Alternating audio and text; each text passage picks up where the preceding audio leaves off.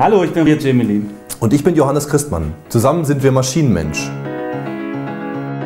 Hallo, ich bin Jeanette Neustadt und ich arbeite für das Goethe-Institut. Mein Name ist Lisa Meyerhöfer und ich arbeite ebenfalls für das Goethe-Institut. Ich habe mir das Projekt Art Games vor 2,5 Jahren am Schreibtisch ausgedacht, weil mich die Frage beschäftigt hat, was können Spiele eigentlich jenseits von Unterhaltung noch sein? Super spannendes Thema und deswegen war ich seitdem beschäftigt, das Projekt in 8 Ländern zu organisieren und zu koordinieren, und das hätten wir natürlich nicht alleine geschafft, sondern wir haben uns Unterstützung geholt. Und wir sind die Spieleentwickler aus Berlin. Und zusammen mit dem Institut haben wir weltweit 8 Locations besucht. Um Independent-Spiele mit lokalen Entwicklern zu machen.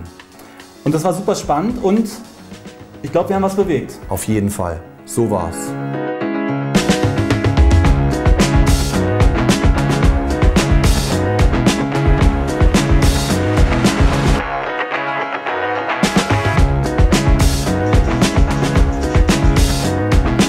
Bei unserer Art Games Reihe hatten die Teilnehmenden 48 Stunden Zeit, Spiele zu entwickeln. Und zwar nicht irgendwelche Spiele, sondern Spiele, die sich um künstlerisch-politische Themenstellungen drehen.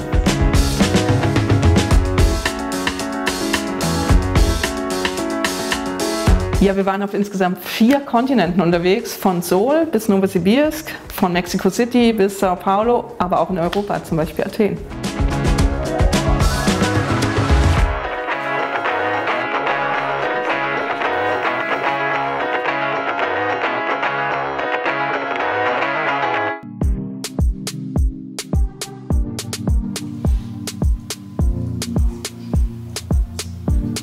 Ich mache sogenannte Indie-Games.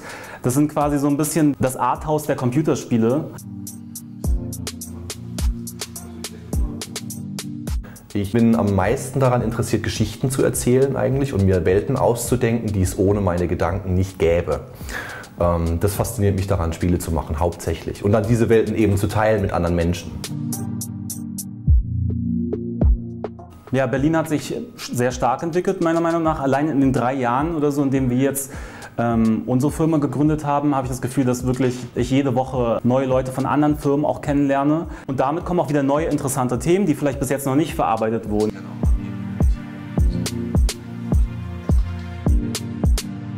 Man kann sich eine sehr spezielle Fantasie aussuchen, die man versucht zu vermitteln. Eine sehr nischige Fantasie, die auch sehr, sehr viel persönliche Note mittragen kann. Und das fasziniert mich daran an kleineren Independent-Spielen.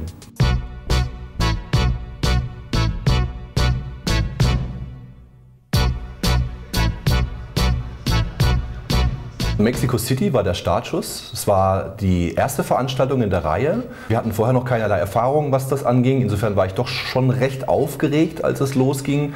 Wir waren im Centro de Cultura Digital. Sehr bunt gemischt, viele Musiker vor Ort gewesen und auch Leute direkt so mit Zelten angereist, die dann das Zelt in der Halle aufgebaut haben, um dort zu schlafen und so. Bei einem Game Jam macht man ein Spiel von Anfang bis Ende innerhalb einer kurzen Zeitspanne. In unserem Fall sind es 48 Stunden. Und in diesen 48 Stunden kommen Individuen zusammen, die sich vielleicht vorher kannten, aber oftmals nicht vorher kannten. Das finde ich eigentlich auch immer sehr spannend, die jeweils unterschiedliche Spezialfähigkeiten haben, also Programmierer, Grafiker, Musiker. Como función es muy definida, realmente la programación la hizo Emilio. Y todo lo demás hizo un poco de todos. Entre todos. Ella se encargó parte del diseño de los, como la abstracción de los personajes, por así decirlo. Entre nosotros 4, como las mecánicas de cómo van a comportarse los personajes, cómo se va a desarrollar un poco la fluidez de los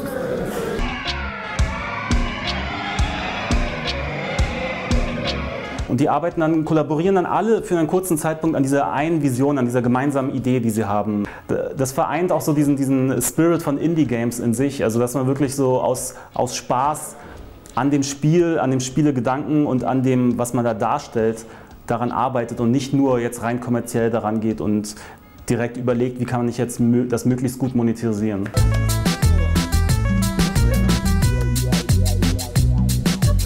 In our game, we're trying to talk a little bit about hate crimes against women. There's this big problem in a lot of people go missing. A lot of people don't go back to their homes. So we wanted to make a game about violence in the home. Die ursprüngliche Idee war, ich laufe da mit der Festplatte rum und sammle das alles ein. Das war natürlich ganz furchtbar, das war der Albtraum. 4 Stunden vor, jetzt ist fertig, fing ich an rumzulaufen und jeder hatte natürlich gesagt so, ja, wir brauchen noch 10 Minuten. Ich muss noch mal eine Version neu machen, das hat noch so einen kleinen Fehler, das stürzt noch ab. So habe ich dann eben 3-4 Stunden lang meine Kreise gedreht und zum Schluss war ich total abgeschafft. Wir hatten dann alles, aber das war eine Erfahrung, wo wir gesagt haben, jetzt müssen wir anders machen. Mit itch.io, das ist eine Plattform im Internet, ähnlich zu Steam. Und dann mussten wir die einfach nur noch zusammensammeln und gruppieren innerhalb von dem System. Es war viel einfacher.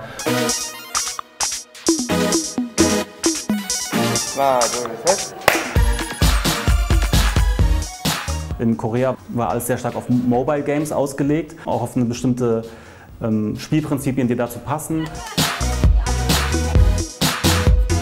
If you are talking about the indie scene in South Korea, I think we are very in early stage. It's not very big, but locally it's growing a lot. And even the Western world, they're taking a notice of Koreans indie game scene now.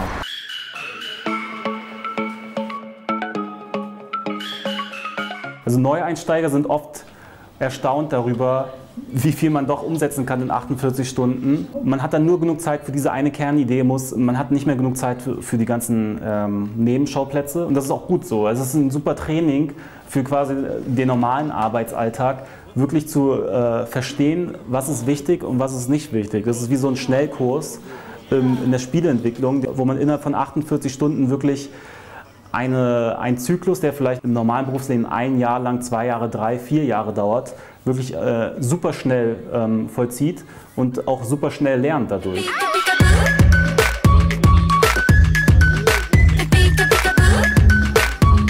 예, 안녕하세요. 저는 김윤정이고요. 예, 이번이 게임잼 11번째 참가하게 됐습니다. 예, 그래서 레퍼토리를 정해놓고 시작을 했었는데 이번엔 좀 한계를 넘어선다고 할까? 이제 게임 쪽 분들 외에 이제 일반 다른 계열의 분들하고 같이 아이디어를 토킹을 하면서 많은 발전을 할 수 있었던 것 같아요. 그래서 이번엔 굉장히 좀 즐거웠습니다. 개인적으로 저는.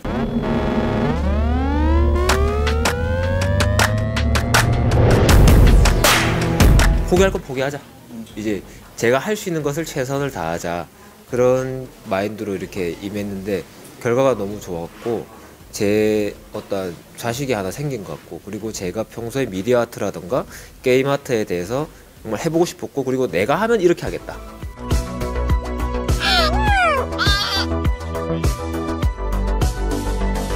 Spiele machen ist erstmal toll, weil das so ein Schnittpunkt ist aus ganz vielen unterschiedlichen Disziplinen. Also man muss sowohl technisches Verständnis haben, als auch ein künstlerisches Verständnis und auch Verständnis fürs Marketing. Wie kommuniziert man das den Menschen, warum das eigene Spiel toll ist? Also da sind ganz viele Sachen, die sich aufeinandertreffen in einem interessanten Punkt.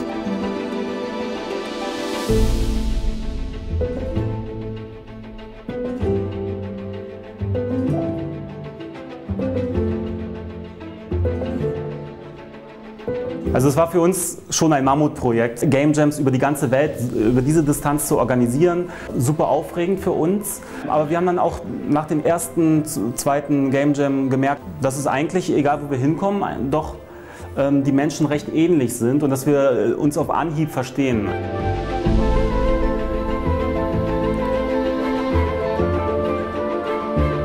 We chose to throw out a secret theme. And we chose the theme of unrealities because it reflects the political situation in the US today, but also because it captures trends in society around the world.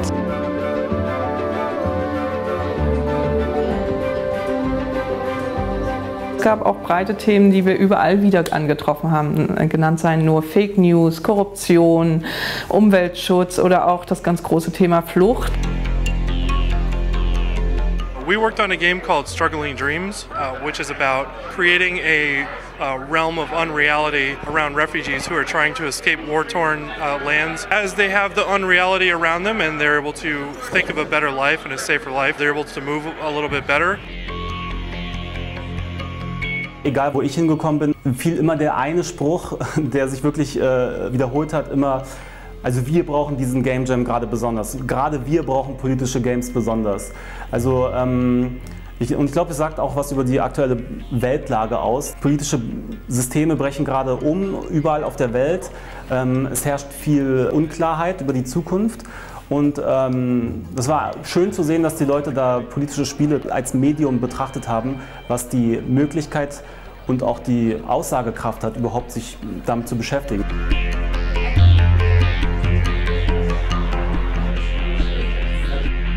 Die Game Jams in Boston und Jakarta haben zeitgleich stattgefunden und das haben wir genutzt, um eine Skype-Live-Schaltung zwischen beiden Orten zu machen, wo sich die Teilnehmenden dann über ihre Projekte und Ideen austauschen konnten und wirklich direkt erlebt haben, dass sie Teil von einem globalen Netzwerk sind.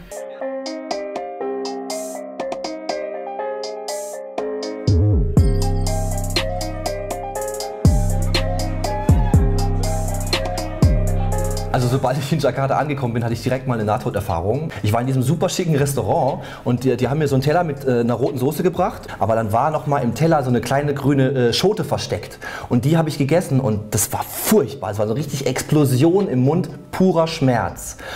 Und tags darauf war dann auf dem Game Jam so eine Schale von einem von den Organisatoren gebracht, wo genau diese kleinen Schoten drauf waren. Und ich dachte mir, hey komm, I got this. Ich habe das gestern überlebt, mache ich jetzt auch noch mal. Aber tatsächlich konnte mich nichts darauf vorbereiten.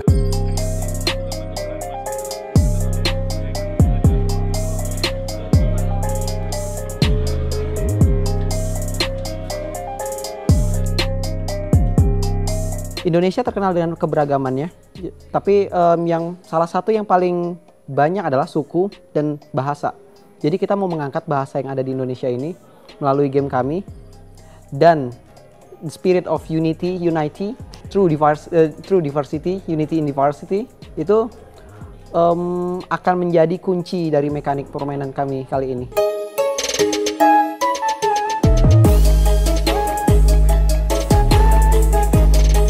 Also überall, wo wir hinkommen, ist es sehr leicht, sich mit den Leuten zu verbinden. Also ich glaube, das liegt auch daran, dass wir einfach international so eine gemeinsame Popkultur haben und auch natürlich eine gemeinsame Computerspielhistorie. Also man findet auch überall das technische Vermögen, Computerspiele zu machen. Das ist toll, weil wir dann nicht nur Computerspiele aus einem bestimmten Kulturkreis kriegen potenziell, sondern aus ganz vielen Perspektiven und damit auch als Spielende viel mehr erfahren.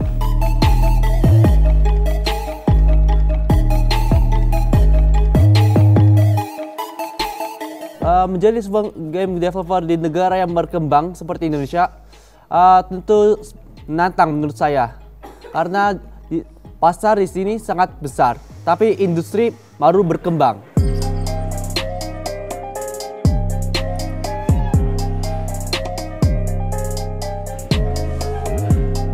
In Jakarta habe ich jemanden kennengelernt, der hatte so einen alten Computer, dass der eine Minute gebraucht hat, seinen Cursor von einem Bildschirmende bis zum anderen zu bewegen. Der hat trotzdem ein Spiel gemacht in 48 Stunden. Der hat mit diesem Computer ein Spiel entwickelt. Ich würde das niemals können. Insofern, wer ist jetzt ein besserer Spieleentwickler, er oder ich?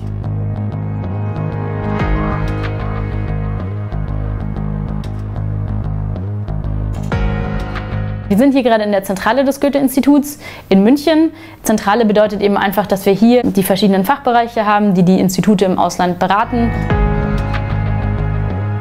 Das Projekt geht insgesamt knapp 2,5 Jahre und war eine bunte Mischung an Instituten, die noch nie einen Game Jam gemacht haben und solchen, die schon Profis darin sind sozusagen. Und wir haben an jedem Ort gelernt und dann hoffentlich alles, was wir so erfahren haben, am nächsten Ort eingesetzt.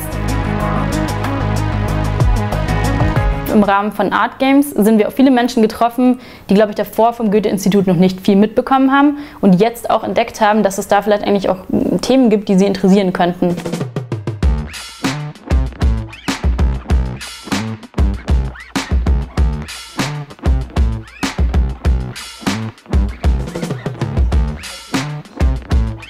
Also das Goethe-Institut konzipiert hier in München immer wieder Ausstellungen, die dann auf Tournee gehen. Wir beschäftigen uns mit Fast Fashion, wir beschäftigen uns mit deutschen Künstlern natürlich auch. Und bei Games and Politics ging es darum, die erste Spieleausstellung des Goethe-Instituts jemals zu kreieren und diese dann auf Reisen zu schicken.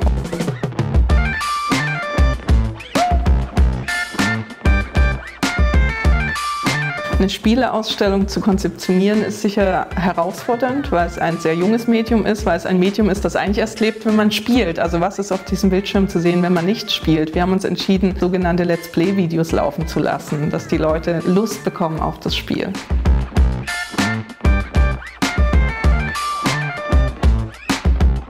An über 50 Orten weltweit ist die Ausstellung Games and Politics gezeigt worden. An 8 Orten haben wir dazu im Rahmen der Projektreihe Art Games die Game Jams addiert. Und das war ganz toll zu sehen, wie der Input der Ausstellung letztlich zu einem anderen Output führt, welche Anregungen die Spieldesigner und Künstler gewonnen haben durch die Ausstellung. Deswegen war es uns ganz wichtig, das immer im Verbund miteinander zu machen. Wir schicken 8 Holzkisten los.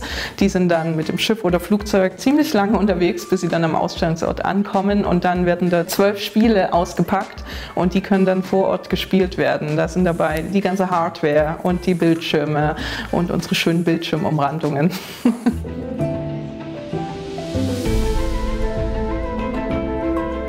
Es ist immer schön zu sehen, wie so eine Kopfgeburt oder eine Schreibtischgeburt dann real wird und tatsächlich auch Ausstellungsorte besuchen zu dürfen. Ich war in Novosibirsk, ich war in Mexico City und an beiden Orten hatte ich das Gefühl, diesem Medium überhaupt die Wichtigkeit zu geben, es auszustellen, darüber zu reden, es zu reflektieren. Das war schon ein ganz entscheidender Schritt für viele, viele Spieldesigner, die dann auch kamen.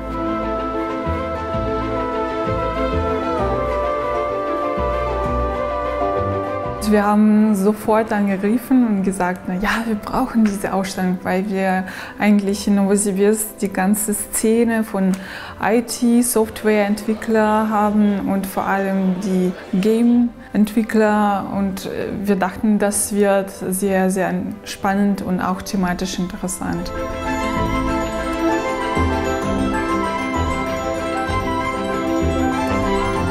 Это заставляет тебя понять, что, блин, это кому-то нужно, что это не просто какие-то твои попытки что-то думать и делать в пустоту. И очень круто, когда видишь, что много народу ходит этим, интересуется, у них есть понимание, интерес и готовность как-то это осваивать, в это просто играть.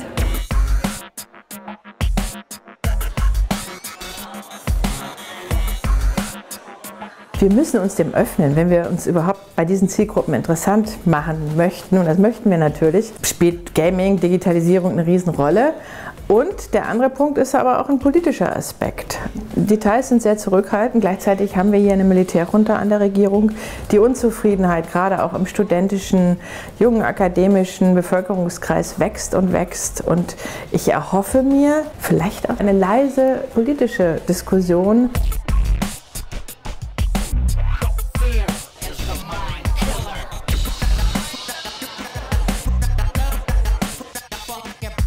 Die Ausstellung war nicht nur inhaltlich gekoppelt an die Game Jams, nämlich dass politische Spiele entstehen sollten, sondern auch formell. Wir zeigen in der Ausstellung 2 Spiele, die ursprünglich bei Game Jams entstanden sind. Und das zeigt, dass auch unter diesem enormen Zeitdruck ganz tolle Spiele entstehen können, wenn sie auch weitergedacht und weiterentwickelt werden.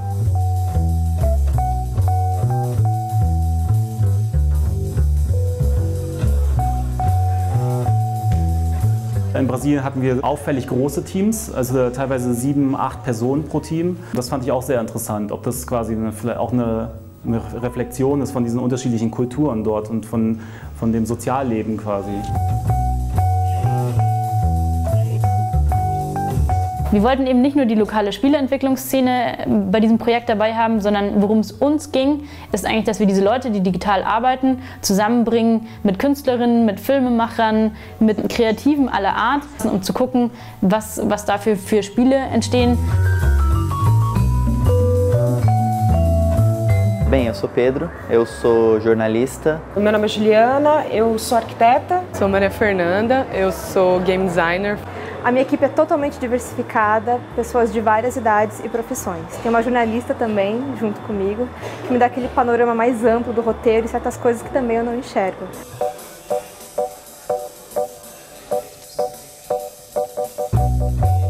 E é legal porque toda a ideia que você tem de um jogo, de algo, na sua cabeça tá tão perfeitinha e você bate com a ideia de outra pessoa e aí desmorona e aparece uma terceira ideia que é muito mais madura, completa. Tá uma experiência muito, muito boa, assim. Zwei Spieleentwicklerinnen haben ein Spiel gemacht über Coming-out-Erfahrungen und als wir dann nach dem Game Jam alle zusammen die Spiele gespielt haben, war das so emotional, dass Personen auch angefangen haben zu weinen. Das wird mir sicherlich in Erinnerung bleiben als so ein Ausdruck davon, wie stark Indie-Games, kleine Spiele sein können, auch mit einfachen Mitteln. Es braucht nicht spektakuläre Explosionen und fotorealistische Grafik, es braucht eine direkte Verbindung und eine gute Idee.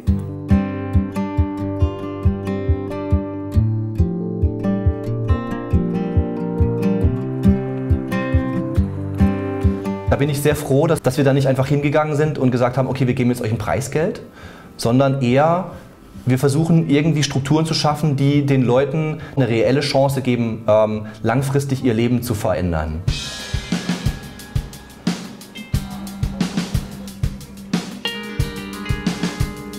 Отличный способ познакомиться с представителями вообще геймдева в Новосибирске и в России, наверное, даже.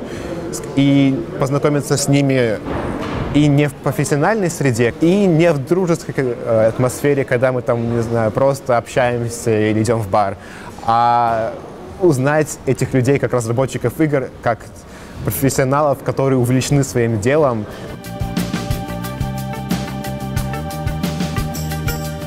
Мероприятия подобного формата очень полезные, потому что видно, что людям это нужно, видно, что если люди из Германии заинтересованы в том, чтобы ездить по всему миру и стимулировать разработку интересных, прикольных, каких-то свежих игр, значит, это тоже кому-нибудь нужно, и значит, этим стоит заниматься.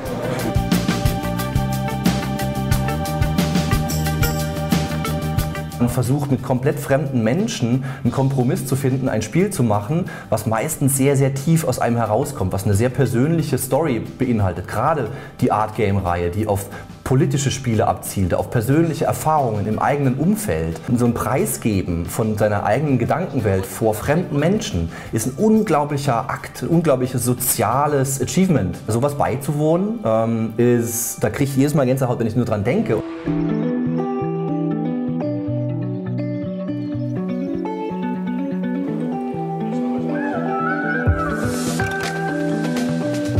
Ich war wahnsinnig beeindruckt, auf wie viele junge, politisch interessierte Menschen ich getroffen bin. Also es hat mir sehr viel Hoffnung gegeben für die Zukunft. People are coming here, taking action, working really passionately, and they are trying to collaborate and make something bigger than the sum of their parts. And this is something that we really need. It's my definition of hope in a desperate time.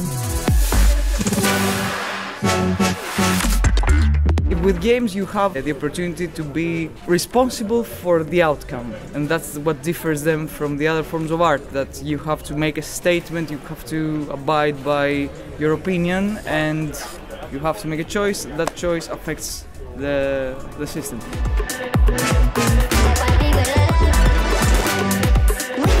Unbedingt hat mich diese Erfahrung geprägt. Ich glaube nicht, dass man alleine in fremde Länder reisen kann, sich mit neuen, anderen Kulturen auseinandersetzt, mit Menschen, die man noch nie vorher getroffen hat, eine sehr intime Verbindung eingehen durch diesen Game Jam, ohne da als anderer Mensch rauszukommen. Das ist unmöglich. Selbst wenn man es versuchen würde, würde man es nicht hinbekommen.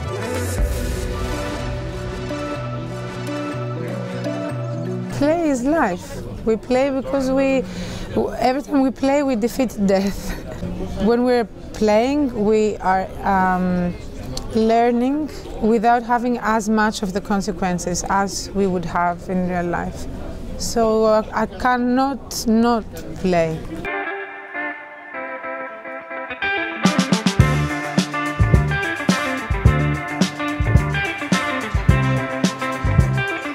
Wir sind sind in Bangkok. Es war jetzt natürlich besonders spannend, weil es der letzte Game Jam ist, auch wie das Ende einer eigenen Reise, auch einer emotionalen Reise, in der ich viel gelernt habe. So eine große Jam-Reihe selber zu veranstalten, das war natürlich was ganz anderes und auch etwas, wo wir uns gefragt haben, schaffen wir das überhaupt? Also jetzt unter uns gesagt.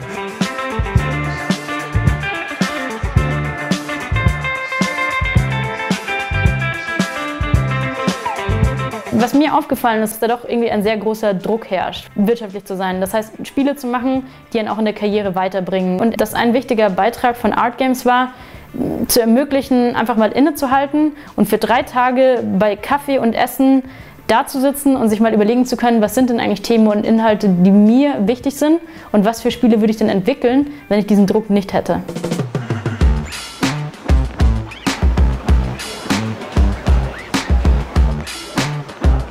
The name of the game is Make It Rain. It's a game about corruption. So players are doing bad things and they throw money at police to go away. And simple, straightforward.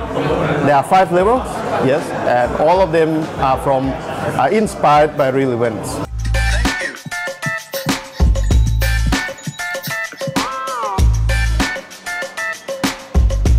Game is a medium that anyone can reach. Anyone can play it. Even kids or elders, they can play the games and understand the game. But for the political views, it's important because it surrounds us like today, and we need to know these issues surrounding us. Without that, we will know nothing about our world or even our own country.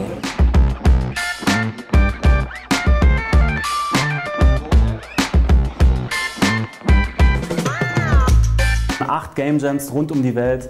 Das schien so eine Idee, die ganz weit weg war, so eine Fantasievorstellung, und dass es jetzt wirklich geklappt hat und wir quasi dann darauf zurückschauen können und uns all diese Spiele angucken können, all diese Menschen, denen wir begegnen durften und die wir kennengelernt haben. Das ist schon eine Sache, für die ich persönlich extrem dankbar bin. Und ich weiß auch, dass für viele von denen der Einstieg war vielleicht sogar oder die Inspiration sogar für die weitere Entwicklung in ihrem Leben.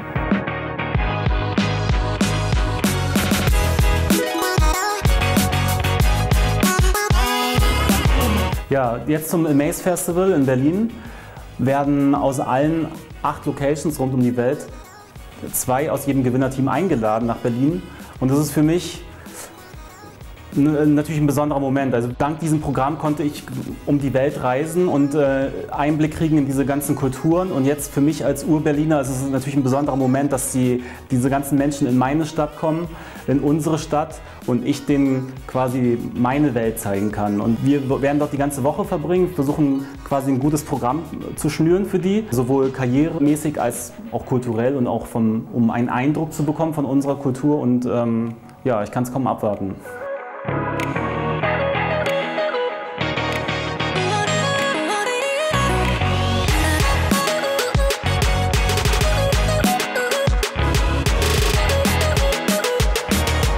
Mit der Amaze zusammenzuarbeiten war eigentlich ein großer Glücksfall, weil die Amaze, so wie unser Projekt, eben genau an diesem Punkt ansetzt, dass sie sagt, es geht uns nicht nur um die Spiele, es geht uns auch um Themen darüber hinaus. Und da ist zum Beispiel Kunst bei der Amaze ein ganz, ganz wichtiges Feld, aber eben auch Politik.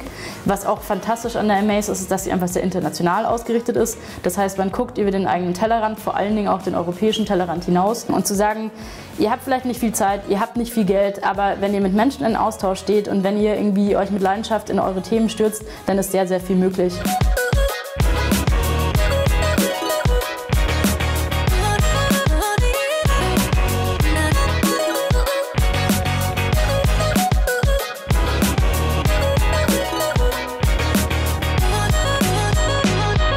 I thought art games were like this isolated thing and for solitary people and isolated beings. And no, you know, there's like a community around it and there's discussion about it.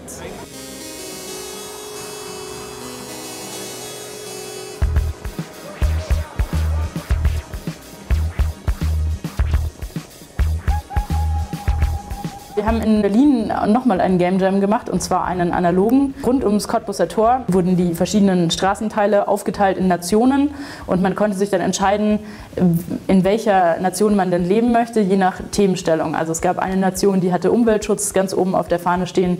Es gab eine Nation, der ging es um eine gerechte Gesellschaft zwischen allen Menschen, und es gab eine, wo Kultur und Kreativität das höchste Gut ist.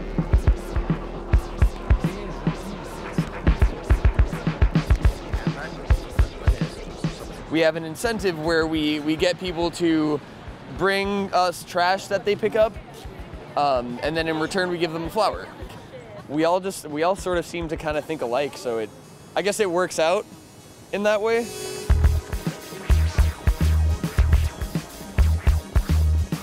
Es war dann aber auch so, dass die Nationen auch miteinander im Austausch stehen mussten. Das heißt, es wurden Pop-up-Botschaften eröffnet, wo man dann mit der Nation, die in der Straße nebenan residiert, in Austausch treten musste. So this is about Ludocracy. We are a very mobile state and we are really like bringing people together. So we're very social and we play a lot and we make games, and that's actually our state constitution. It's just 2 lines. It says play games and make games.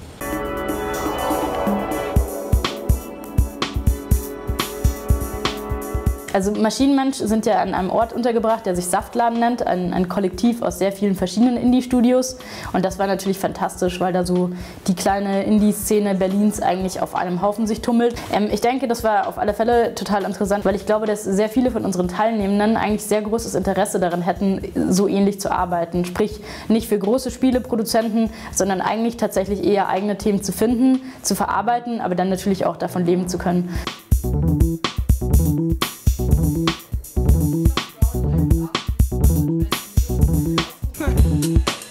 So it was great to see an indie group of game developers that are all in different groups, like working together, exchanging ideas, exchanging personnel, basically. So yeah, I'm really taking notes on that to do it in Greece as well.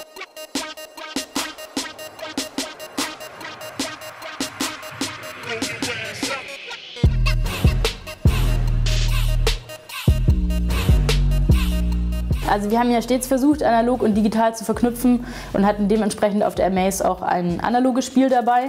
Eine Art Stuhlrundlauf, wo es eben darum geht, dass auf den meisten Stühlen sehr eklige oder unangenehme Dinge waren, mit Ausnahme eines Throns, und die Person auf dem Thron durfte dann entscheiden, wer den Rest des Spiels zum Beispiel auf einem Eisblock verbringen muss. Das war sehr lustig.